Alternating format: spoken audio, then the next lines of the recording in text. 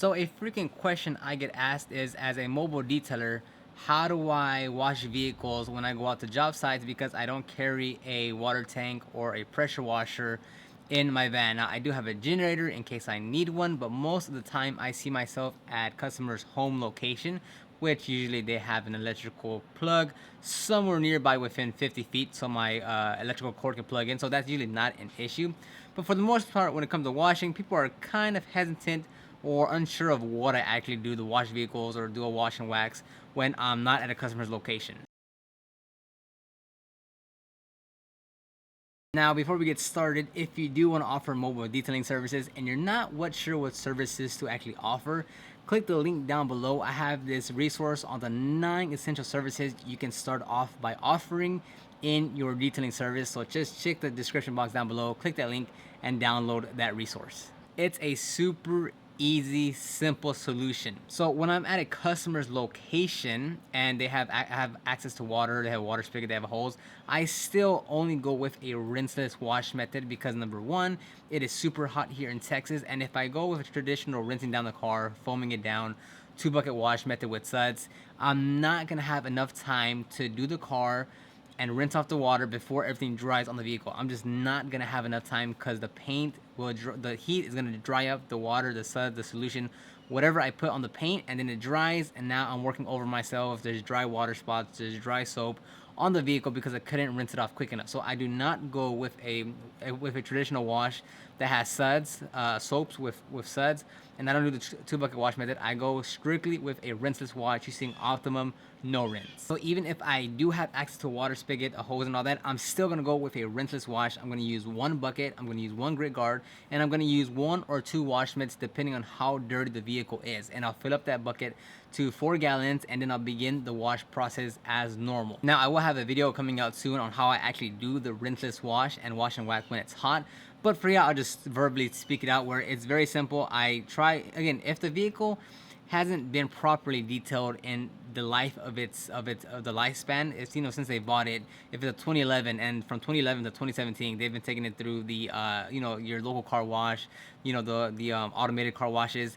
At that point, the paint is pretty trash. If they only want to wash, or if they only want to wash and wax, me trying to do the proper steps and making sure I reduce as many swirls and scratches as possible is irrelevant and unimportant, because for the past 5, 6, 7 years that car has been hammered by washes. So me trying to go in there, trying to do everything right, doesn't really make sense. So I use 1 bucket, 1 or 2 wash mitts, and I do a rinseless wash. And when it comes to the wheels, I wash the vehicle first, and then I use the leftover water to clean the wheels. And this is the exact same method I use when I'm off site, when I'm actually in a parking lot or somewhere where I don't have access to water and a hose.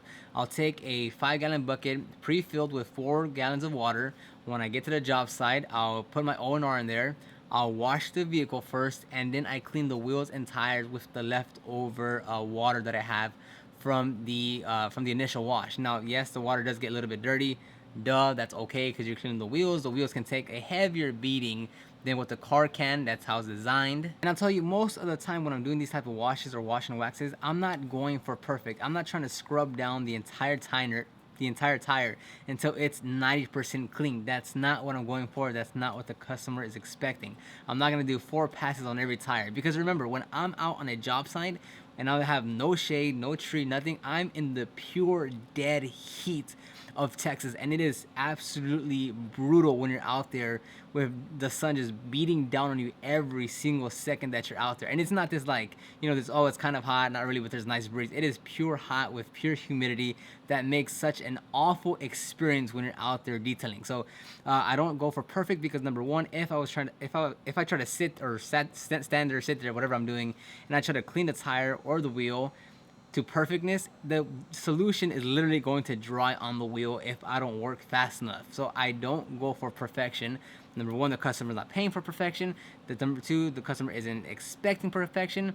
And number three, it's just not realistic to do. I could go those extra steps to try to get the wheels, tires, paint perfect, but at what cost? Me being there sweating more, me eating up my profits, the customer waiting longer for me to give them their car back. So I'm not going for perfect, and neither should you, unless of course the customer is expecting that and that's what they're paying for. But for the most part, I'll go with a pre-filled bucket, 4 gallons, I'll add the ONR, I'll wash the vehicle, and then I clean the wheels and tires. Now, either you don't feel like you're a real detailer if you don't carry your own power or water or generator, sure, or your own pressure washer or water tank. Sure, you can have that mindset. You can say you don't feel professional enough because you don't have that, because you're not self-contained and you need to go through these hoops to get it done. You know, if that's how you want to go about it and you want to go out and get that pressure washer and the water tank and the bigger van to carry all that, by all means do so. But we are in this stage of detailing where we have the advanced formulas to where we can execute a wash or wash and wax without needing to hose down the vehicle, because we have something like ONR or waterless wash. Now, do I ever use waterless wash? Not really, just because you have to use so many other towels instead of just a wash bucket. So for me, by default, I always go for a rinseless wash versus a waterless wash, just because with the waterless you got to spray more, you have to use more towels, so it's just for me easier to use a rinseless wash. And keep in mind, I'm not doing 5-10 washes a day. I'm doing 1, maybe 2 washes a day, so I don't need, I don't need that much water, and it doesn't take me that much time. I'm not here to do high volume car washes or wash and waxes.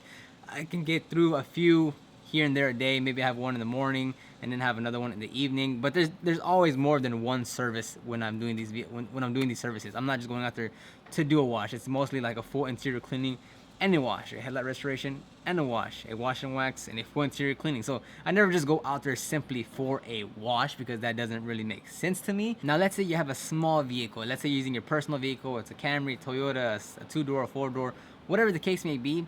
You can still make it work. Don't try to put these limitations on why you can't start detailing, why you can't offer washes, why you can't offer wash and waxes when you don't have a work truck or a work van. Remember, no matter how you're starting or what you're doing, you're always going to get better in the next couple months and years. And that wraps it up. It's as simple as that. I know it went on for a little longer, but it's very simple. If I go out to a job site, whether it's at their home or off site at a parking lot or at an apartment, I take one bucket, 4 gallons, fill it up, put the ONR there, commence the wash the vehicle first, clean the wheels afterwards with the leftover water. Yes, you will run into those days where the wheels are really bad and it takes a little bit more work. But hey, look, if you don't have the tool, the equipment to do so with a pressure washer and water tank, you just gotta figure it out. You're not gonna have the answer to every single last situation that you get yourself into. Especially as a business owner, you have to figure everything out. So know that it doesn't work every single time as smooth as it can go. There are times where the car's a little bit too dirty. I gotta spend a little bit more time. It'd be great if I had a hose. It'd be great if I had a pressure washer. It'd be great if I could foam it down. But hey, their budget, the time, the constraint, the area, there are limitations. So you'll have to figure it out and go as is. If you see that a lot of times you're getting a lot more vehicles that are just plain bad and ugly, you can either charge more, you can get the equipment that you need, or do both of those to make sure you're doing a proper job and getting paid well for it. So hopefully you enjoyed this video. If you have any questions, as always, leave your comments down below. Check the description box if you do want to see those 9 services that you can offer in your detailing business. Like this video, subscribe, and then I will see you on the next video.